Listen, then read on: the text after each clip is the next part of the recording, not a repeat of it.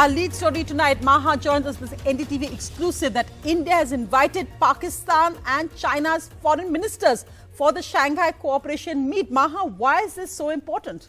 Sonia, this is important because we anyway are, holding the chair of the SCO, and it was expected that to make this summit finally, when it takes place, a big success, we would invite the foreign ministers of all the 7 countries as well. But looking at the relationship between Pakistan and India and China at the current moment, all eyes were keenly trained on whether and when those invitations will go out. And that is why this becomes important. This foreign ministers meeting will take place in Goa in May, and both the new foreign minister of China, who is the youngest, a close aide of Xi Jinping, are expected to attend this meeting.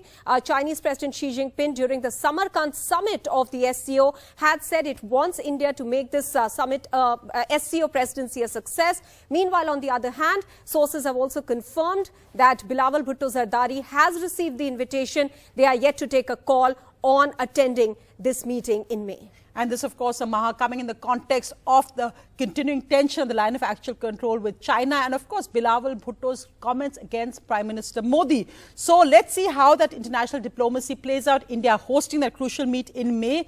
We'll come back to you for more updates. But meanwhile, here in politics, well, Congress leader Rahul Gandhi's strong comments against Congress leader Digvijaya Singh, saying his statement saying that there was no proof of surgical strikes in Pakistan after the Pulwama attack were ridiculous, saying that we don't need proof of army action. But the BJP continuing its attack on Rahul Gandhi in what they're calling the Bharat Toro Yatra, saying Rahul Gandhi doesn't respect the Indian army, and that's why Congress leaders are making these statements.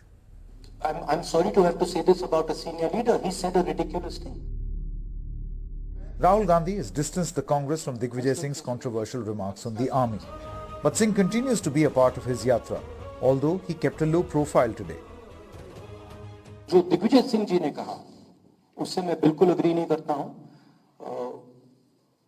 हमारी army पर हमारा पूरा trust है. अगर army कुछ करे सबूत देने की कोई जरूरत नहीं है.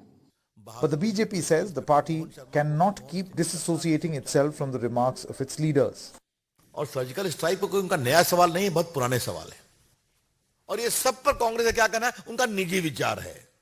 राहुल गांधी, सवाल आपके नेताओं के निजी विचार का नहीं है. सवाल है आज के कांग्रेस के नेताओं की ट्रेनिंग क्या है. सवाल है आज के नेताओं का सेना के प्रति सम्मान का स्तर क्या है. यह सवाल है. Even as Rahul Gandhi termed Digvijay Singh's controversial remarks as ridiculous, the damage has been done. But Rahul Gandhi's main focus remains last leg of the yatra as it marched towards Kashmir amid security concerns and inclement weather that often blocks the highway. In Ramban Banihal, Nazir Masoodi for NDTV. And moving also to the latest on the controversy over the BBC documentary, called Questions on Prime Minister Modi. This, of course, has been condemned by the Indian government. And today, a senior BJP leader who spoke to BBC for the documentary said they didn't know the motives of the BBC behind this, saying it was a premeditated hatchet job.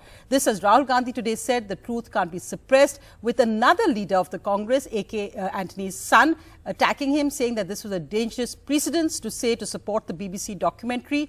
This as students on a few campuses across India, in Hyderabad and in Kerala, are screening the documentary. More than anything else, today, for the first time, senior BJP leader Swapan Das Gupta told NDTV why he agreed to be part of a BBC documentary series, India, the Modi Question, and why he felt it was dishonest. What really took place as far as this BBC documentary is concerned was that it was a premeditated hatchet job. It wasn't really a piece of journalism. There was a certain disdain, a condescension towards the various judgments of the courts, particularly the Supreme Court. And I think a lot of people, including me, who participated in this, not knowing that this was going to be their ultimate objective. This on a day, Rahul Gandhi said, the truth could not be suppressed. The truth always comes out. So you can ban, you can suppress the press, you can control the institutions, You can use CBI, ED, all this stuff. But the truth is the truth. Truth shines bright. It has a nasty habit of coming out. So no amount of banning and oppression and frightening people is going to stop the truth from coming out. A statement quickly rebutted by Anil Antony, son of senior Congress leader A.K. Antony, a trusted confidant of the Gandhis.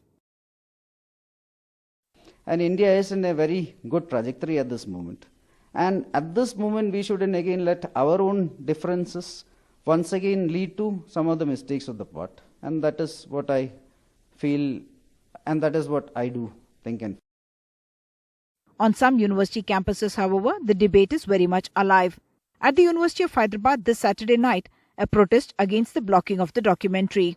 About 150 students attended a screening by a group called the Fraternity Movement, they said, to protest against censorship. Yeah, we really stand for the freedom of displaying such things. The controversy upon screening it rather than the content of the documentary. So there is some motivation behind that. After the controversy erupted, the University of Hyderabad is the first campus on which a public screening of the documentary has happened. The students say there is so far no formal ban on the screening of the documentary, and the university has so far not called them in for any kind of an explanation. In Kerala's Law University too, a screening was organized today. The Congress in Kerala has in fact announced that they will organize a screening in all their district offices on Republic Day. The Kerala State BJP President Surendran has complained to the Chief Minister, asking him not to allow the screening, saying it insults India's democracy and the Supreme Court. And has said the exhibition is tantamount to condoning foreign moves to endanger the unity and integrity of India. So they are denying, they are trying to undermine the fundamental right. They are trying to undermine the fundamental, the constitutional values of India. So we are trying to protest against that. So this is a form of protest. Why they are afraid of this? Why they are afraid of this? Delhi's Jawaharlal Nehru University has banned a screening announced by the Students' Union in the campus. They remain determined to go ahead in what is likely to be the latest flashpoint. With Nazir Masoodi in Jammu, SP Babu in Thiruvananthapuram, with Nagaraju in Hyderabad, Uma Sudhir, NDTV. Well, the other big headline of the day, there's now a Made in India Bharat OS mobile operating system. This was inaugurated by two ministers, the Education Minister and the Telecom Minister, developed by IIT Madras. Now we have to work on the further development, especially the app ecosystem and the chipset that also has to become the Atmanirbhar chipset. Fantastic news there. But going across to breaking news coming in from Lucknow, Vedant Agrawal joins me now. Vedant, a 4-story building has collapsed. Tell me more about this. What's happened? Where exactly this happened? How many people are there inside? Well, Sonia, very close to Hazratganj, which is really the heart of Lucknow, a 4-story building has collapsed. In fact, it was a residential complex. I'll just show you pictures of the debris. In fact, rescue operations are still on. SDRF, NDRF teams are on the spot, in fact, at the moment. And 10 to 10 people are feared trapped. In fact, if I can just ask my camera person to show you, how there are 3 JCBs also present here trying to, help in the rescue operations. Now, remember, after, tremors were felt here in Lucknow, the building developed cracks, and after that the people living here also flagged it to the Residents Welfare Association and also to the police. However, they were not evacuated. In fact, if I can just ask my camera person to show you, there are tall buildings and hotels just next to this particular building as well that has collapsed, and experts say that it's because that could be one of the reasons why this particular building, which was old, developed cracks after Lucknow felt tremors. So of course 8 to 10 people still fear trapped, and 2 people were rescued right in front of our eyes, and in fact rescue operations still on. Sonia. That update, we hope that the people trapped in there will come out safely. It looks like a very bad collapse there, 4-story building collapsing. We hope the people there rescued safely. Thanks so much. A quick look at other news. Well, today the Delhi police have filed charge sheets of over 6,000 pages in the brutal murder of a young woman, Shraddha Walkar. The police say that she was murdered because she met a friend who was a boy, and the main motive for her murder was Aaftab's jealousy. Aaftab Poonawala है, इनको interrogate किया गया और उसके आधार पे 302 murder और साथ में 201 आईपीसी सेक्शंस ऐड किए गए और 12 नवंबर को आफ्ताब को अरेस्ट किया गया। उनकी इंट्रोगेशन के बाद ही इसमें जो चीज़ें निकल के आई तो उसमें ये सामने आया कि जो इन्वेस्टिगेशंस हैं वो बहुत ही एग्जॉस्टिव और साथ में मल्टीपल प्लेसेस जहाँ पे इन्वॉल्व रहेंगी वहाँ की इन्वेस्टिगेशंस थी। उसके बेसिस पे मल्टीपल टीम्स, इनिशियली हम लोगों ने 9 टीम्स फॉर्म की तुरंत ही। एक एसआईटी का भी गठन हुआ डीसीपी साउथ के अंडर और टीम्स को डिस्पैच भी किया गया। A tragic end to a young life there. In international news, well, the news coming out of Pakistan is all bad, with many questioning whether Pakistan's economy, like Sri Lanka, is now on the verge of a collapse. Pakistan plunged into darkness. A failure of the electricity grid led to a blackout in several areas, with power restored after 12 hours on Monday evening, but that too in some of the mega cities. The rural areas continue to grapple with electricity outages, a situation perhaps symbolic of the economic mess the country is witnessing. The power cuts also being an outcome of the financial fiasco that has made life very tough for the ordinary Pakistani. सुबह से जब से दुकान खोली ऐसे ये देखे हाथ भी हमारे काले नहीं हुए, मशीनें सारी बंद पड़ी हुई हैं, सारी लेबर फारिग बैठी हुई है। समझे ना, ये टोटल लाइट का ही काम है हम लोगों का। लाइट ना होने की वजह से टोटल लेबर फारिग बैठी हुई है, हम खुद फारिग बैठे हुए हैं। शाम तक लाइट नहीं आई तो टोटल नुकसान ही है, जेब से ही दिहाड़ियाँ देनी है, कोई काम नहीं हुआ, कस्टमरों के काम वापसी कर रहे हैं क्योंकि लाइट ना होने की वजह से कुछ भी काम नहीं हो। Pakistan has been spiraling downwards into an economic abyss. Its forex reserves 2 weeks ago had hit the lowest ever at $4.34 billion. This had already led to a major inflation in food prices that was already climbing up due to the lack of food availability due to the floods last year that destroyed the crops. Pakistan Prime Minister Shehbaz Sharif has been seeking loans from the IMF and friendly countries like Saudi Arabia and UAE. But for now, the life of the Pakistanis is one long wait for basics like food and electricity. Bureau Report, NDTV. So Naatu nominated for Best Song and 2 other big nominations in documentary and in Best Short Documentary. But first, let's go across live to Uma, because Uma, of course, in Hyderabad, this is special. Yes, indeed, Sonia. This is a time for celebration, and at this dance studio, they are first going to show us the Naatu before they kind of, react to what has happened. They are in a very, very celebratory mood about the nomination. Of course, for the Golden Globe was big celebration, and now, of course, with the nominations happening for original song, all of them certainly rooting for this song that has its origins very much in Andhra Pradesh and in Telangana as well. Let me get your reaction first. Yeah. Being an Indian, I'm very, it's a pride moment for all of us. And already we celebrated with an award for Naatu. Now I'm very, very confident we'll get into Oscars and we'll have a bigger celebration. What about you? I'm also very happy that our Naatu is going to Oscars. I'm very happy. Thank you. Okay, you wanted to react to? Yes, Naatu is very energetic and full Jum song, and we all enjoyed a lot. I have to say that special thanks to Mr. Kirwani and all the best, Mr. Rajmouli sir. Thank you. Okay, all of them certainly celebrating Kirwani and all of them also celebrating Rajamouli.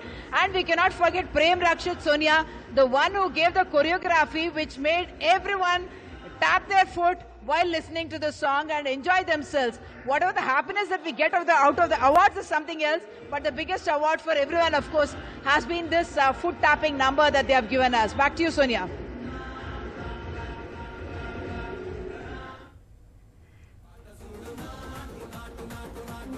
Thanks so much, Uma. It's great to see Naatu making music around the world. And after the Golden Globes, we are hoping it's pitted as an Oscar winner. But of course, also we have actor Ramcharan, one of the stars there, performing his Naatu steps. Now remember, he was part of NDTV's True Legend, and here's what he'd said about Oscar hopes for Naatu. And Ramcharan, before we have to ask you about the movie, which has become not just an Indian phenomena, but global, because we are all cheering for it to get to the Oscars and really make India proud. What do you think has struck a chord from America to Japan to the most remote countries that they're all talking about RRR? But I was recently in UAE, and one of the top distributors there, from Hollywood to Indian movies he distributes, and he said, Ram, don't make movies that ape the West. Please make movies from the soil, like Dangal, like Tare Zameen Par, like RRR. We will show you the numbers.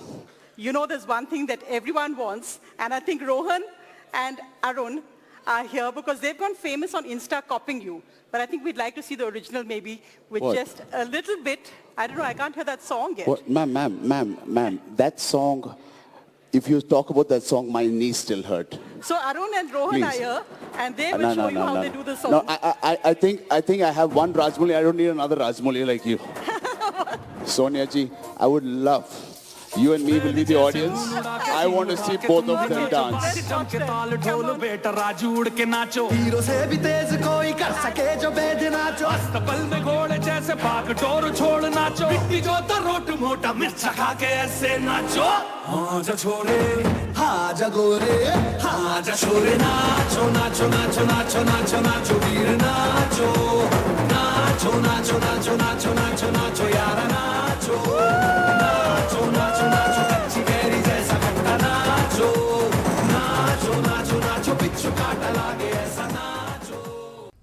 So fantastic news there. 3 nominations for India at the Oscars. Unfortunately, India's official entry, Gujarati film, The Last Film Show, hasn't made it in the Oscar nominations.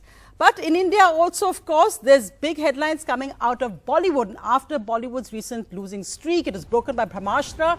Shah Rukh and Deepika's film Pathaan now seems set to break box office records once again, with Pathaan having record advance bookings.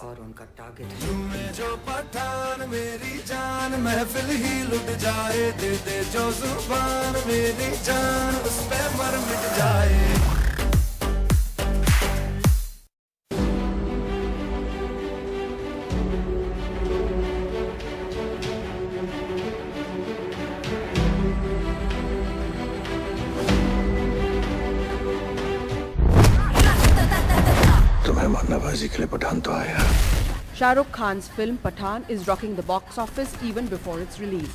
Advance bookings are coming in thick and fast. Data from the Inoxes, PVRs and Cineplex suggest it sold 4,19,000 tickets until Monday night. And the graph will go higher. It should gross over 50 crores, promising to end the drought of hits post-COVID. Pandemic के बाद एक जो ठंडा हो गया था मामला, audience को एक फिर से मजा आना शुरू और थिएटर में आने की आदत पड़ी. हम जो भी सुन रहे हैं एडवांस पठान का इतना फैंटास्टिक आज तक कभी हुआ नहीं. सो मैं दिल से बहुत खुश हूँ और मैं सभी को यही कहता हूँ कि I think we should be very very happy with this. Shah Rukh Khan tweeted his gratitude and thanked fans for their love and support. The film will release across 100 countries, and for over 24 cinema halls on the verge of closure, Pathaan will be a new lease of life. 2023 में पठान से line लग जाए और बॉलीवुड का comeback हो. 2022 में बुलबुलाया 2 Kashmir file को छोड़ के कोई पिक्चर चली ही नहीं है. और सबसे बड़ा दुख ये बात का है मुझे कि हजारों करोड़ का नुकसान पूरी इंडस्ट्री ने किया है. हम लोग ने भी किया है. उसके पहले लॉकआउट था कोरोना से, उसमें बहुत नुकसान हुआ था. उसके साथ 2022 बहुत भारी गया हमारा. But advance bookings for Pathaan promise a new spring.